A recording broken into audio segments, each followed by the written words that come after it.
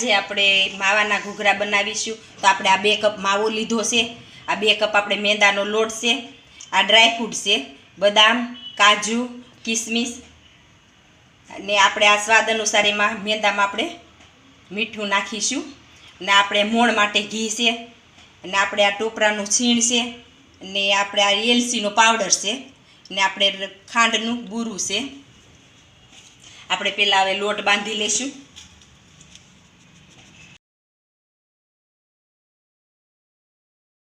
આપણે ઘીનું મોણ દઈશું,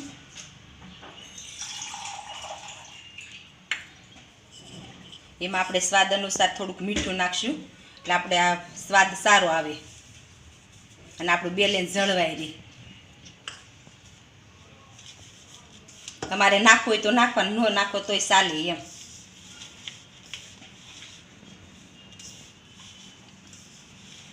આપણે મુઠ્ઠી વળે એવું મોણ દઈશું, તમે તેલનું મોણ દઈ શકો।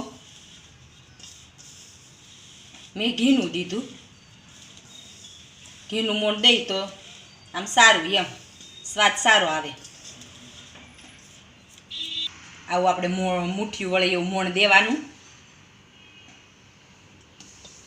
હવે આપણે પાણી નાખીને બાંધી લઈશું થોડું થોડું।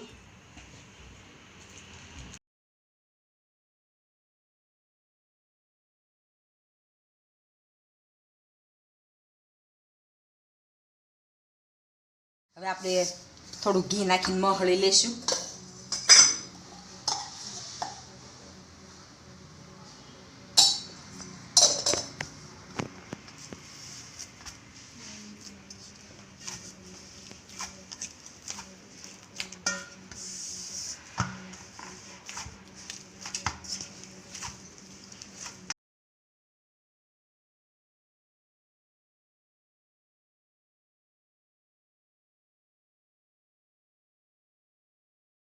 હવે આપણે આને 10 થી 15 મિનિટ રેસ્ટ આપી દઈશું।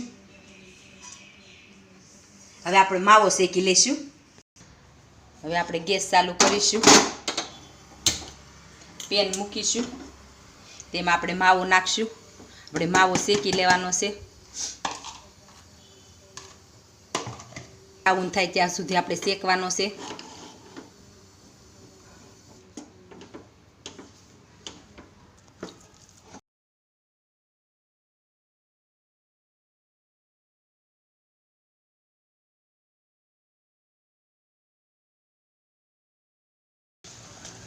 હવે આપણો માવો શેકાઈ ગયો છે, તો આપણે ગેસ બંધ કરી દઈશું।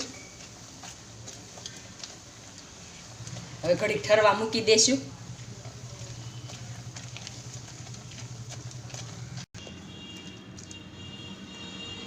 આવો બ્રાઉન થાય એવો શેકવાનો માવો।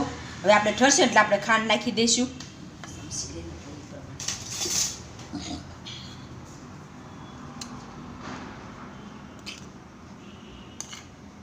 આપણે 3 ચમચી ખાંડ નાખીને પહેલાં હલાવી લઈશું।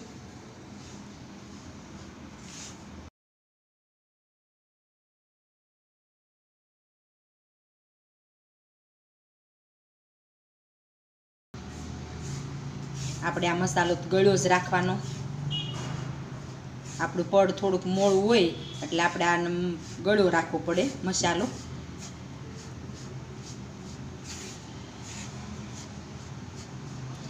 આપણે ટેસ્ટ કરીને પછી ઓછી ખાંડ હોય તો પાછી નાખવાનું। ખાંડ દળેલી છે આપણી આ આપણે। હવે આપણે બધું ડ્રાયફ્રૂટ નાખી દઈશું, કાજુ નાખશું, બદામ નાખશું, કિસમિસ નાખશું, આ ટોપરાનો છીણ નાખશું, આ એલચીનો પાવડર છે તે નાખશું। હવે બધું મિક્સ કરી લઈશું।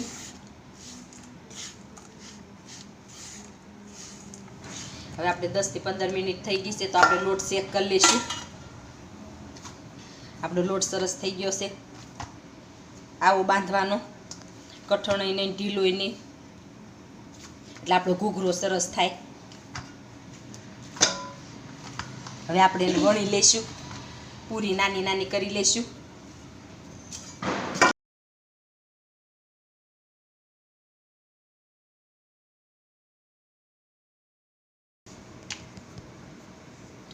આપણે જાડીને પાતળીને તેવી આપણે પૂરી કરશું.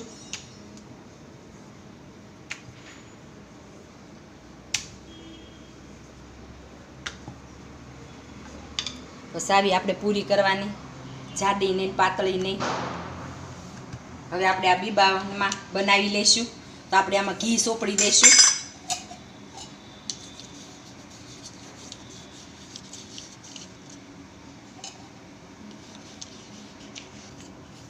આપણે ઘી સોપડીએ એટલે આપણો ઘૂઘરો સોટે નહીં, એટલા માટે આપણે ઘી સોપડીએ છીએ. એકદમ નીકળી જાય એમ આપણે બનાવીએ ને તરત એમ. હવે આપણે આમાં મૂકી દઈશું પૂરી.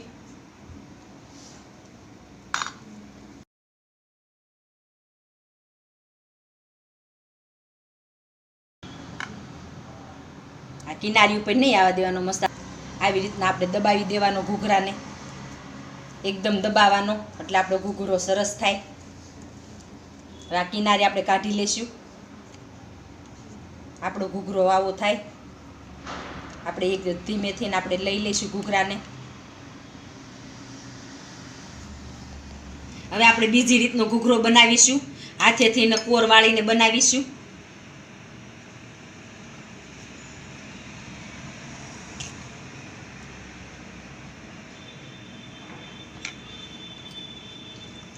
કોરે આપણે પાણી સોપડી દઈશું.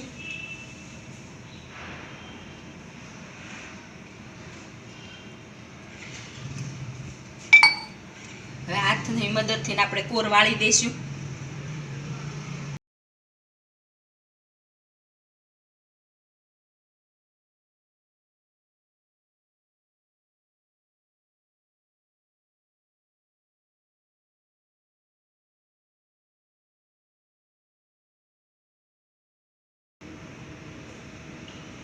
આવી રીતે ઘૂઘરો બનાવી શકાય. હવે આપણા ઘૂઘરા બની ગયા છે. તો હવે આપણે તળી લઈશું. તો આપણે ગેસ ઉપર તેલ મૂકી દીધું છે. હવે આપણું તેલ આવી ગયું છે તો આપણે ઘૂઘરા નાખી દઈશું તેલમાં.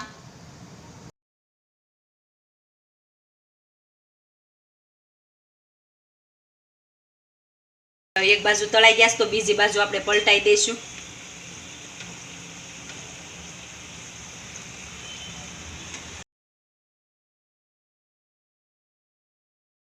તળાઈ ગયા છે તો બ્રાઉન થઈ ગયા તો આપણે લઈ લઈશું. આવી રીતે આપણે બધા તળી લઈશું. આપણા માવાના ઘૂઘરા તળાઈ ગયા છે તો આપણે હવે સર્વ કરી લઈશું.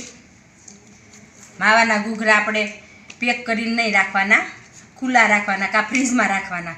પેક કરીને રાખીએ તો સારા ન રહે ઘૂઘરા આપણા માવાના. આપણા ઘૂઘરા સરસ બન્યા છે, ક્રિસ્પી.